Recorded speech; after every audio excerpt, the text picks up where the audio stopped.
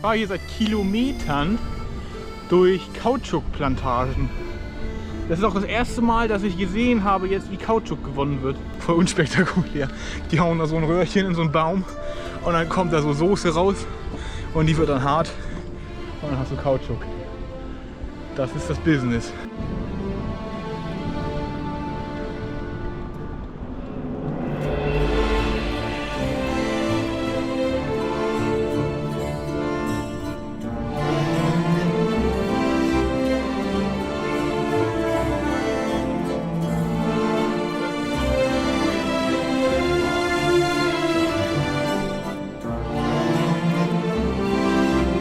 Das ist es.